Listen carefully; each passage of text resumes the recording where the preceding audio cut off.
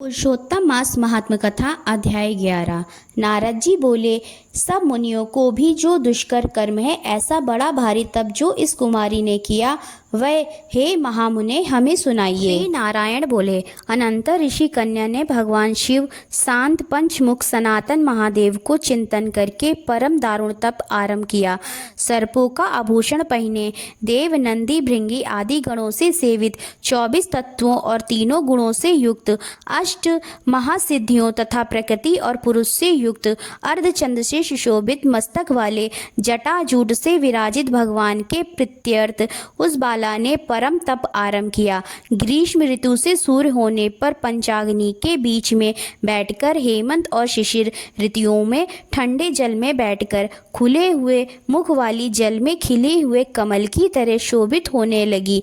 सिर के नीचे फैली हुई काली और नीली अलकों से ढकी हुई वह जल में ऐसे मालूम होने लगी जैसे कीचड़ की लता सेवारों के समूह से घिरी हुई हो। शीत के कारण नासिका से निकलती हुई शोभित ध्रूम राशि इस तरह दिखाई देने लगी जैसे कमल से मकरंद पार करके भ्रमर पंक्ति जा रही हो। वर्षा काल में आसन से युक्त चौतरे पर बिना छाया के सोती थी और वह सुंदर अंग वाली प्रातः सान्य धूमपान करके रहती थी। उस कन्या के इस प्रकार के कठिन तप को सुनकर इंद्र बहुत चिंतित हो गए।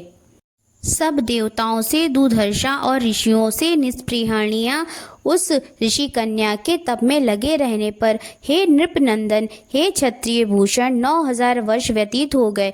उस बालक के तप से भगवान शंकर ने प्रसन्न होकर उसे अपना इंद्रियातीत निज स्वरूप दिखलाया। भगवान शंकर को देखकर देह में जैसे प्राण आ जाए वैसे सहसा खड़ी हो गई और तप से दुर्बल होने पर भी वह बाला उस समय हष्टपुष्ट हो गई। बहुत वायु और धाम से क्लेश पाई हुई वह शंकर को बहुत अच्छी लगी और उस कन्या ने झुककर पार्वती पति शंकर जी को प्रणाम किया। उन विश्ववंदित भगवान का मानसिक उपचारों से पूजन करके और भक्ति युक्त चित्त से जगत के नाथ की स्तुति करने लगी। कन्या बोली, हे पार्वती प्रिय, हे प्राणनाथ, हे प्रभु, हे भर्ग, हे भूतेश, हे गौरीश, हे शंभु, हे सोम सूर्याग्नि नेत्र, हे तमः, हे मेरे आधार मुंडा स्थिमालिन, आपको प्रणाम है।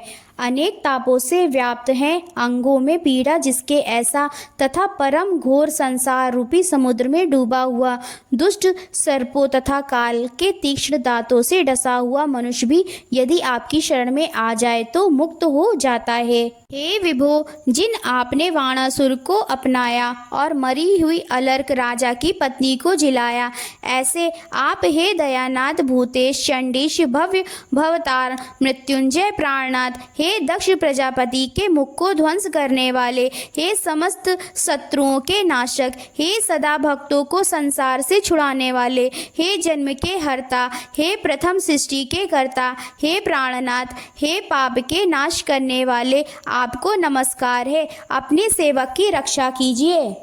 हे निप्र, बड़ी भाग्यवती मेघावी की तपस्विनी कन्या इस प्रकार मन से और वाणी से शंकर की स्तुति करके चुप हो गई। श्री कृष्ण बोले, कन्या द्वारा की हुई स्तुति सुनकर और उसके किए हुए उग्र तप से प्रसन्न मुख कमल सदाशिव कन्या से बोले, हे तपस्विनी, तेरा कल्याण हो। तेरे मन में जो अभीष्ट हो वह वर तू मांग। हे महाभागे, मैं प्रसन्न हूँ, तू खेद मत कर। ऐसा भगवान शंकर का वचन सुन वह कुमारी अत्यंत आनंद को प्राप्त हुई और हे राजन प्रसन्न हुए सदाशिव से बोली, हे दीनानाथ, हे दया सिंधु, यदि आप मेरे ऊपर प्रसन्न है तो हे प्रभु मेरी कामना पूर्ण करने में देर ना करें।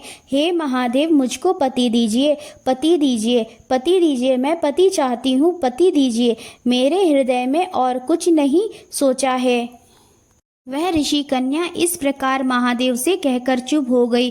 तब यह सुनकर महादेव जी उससे बोले, शिव बोले, हे मुने कन्या, तूने जैसा अपने मुख से कहा है वैसा ही होगा, क्योंकि तूने 5 बार पति मांगा है। अतः हे सुंदरी, तेरे 5 पति होंगे और वे 5 वीर, सर्वधर्मवेत्ता, सज्जन, सत्य पराक्रमी, यज्ञ करने वाले, अपने गुणों से प्रसिद्ध, सत्य प्रसिद्ध, जितेंद्रिय, तेरा मुख देखने वाले सभी क्षत्रिय और गुणवान होंगे।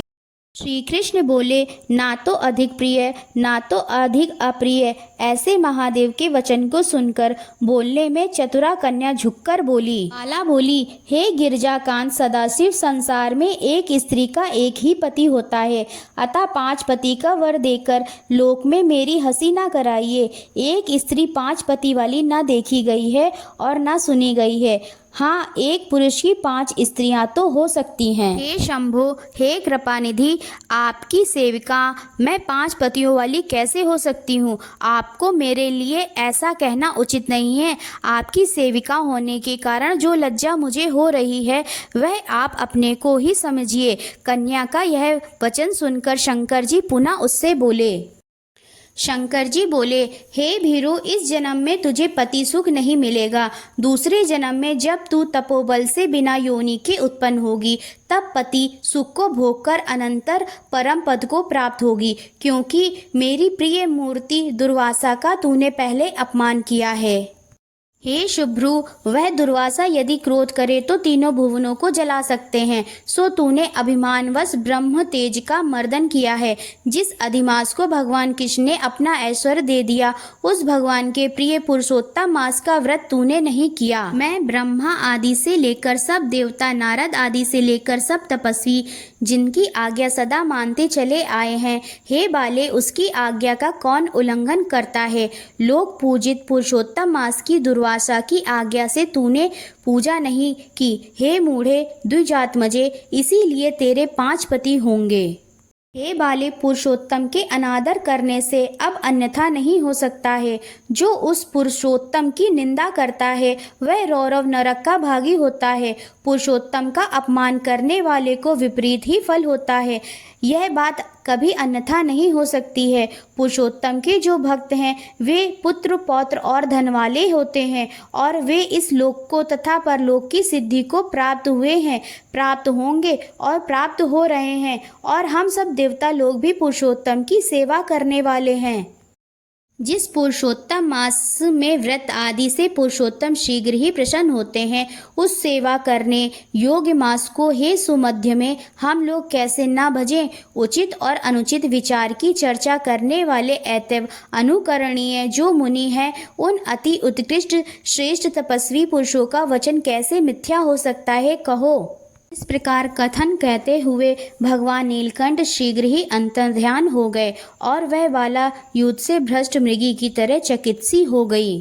जी बोले, हे मुनीश, रेखा सदृश चंद्रमा से युक्त मस्तक वाले सदाशिव जब उत्तर दिशा के प्रति चले गए तब वृत्तासुर को मारकर जैसे इंद्र को चिंता हुई थी, उसी प्रकार मुनिराज की कन्या को चिंता बाधा करने लगी। ओम नमो नारायणा, ओम नमो भगवते वासुदेवाय।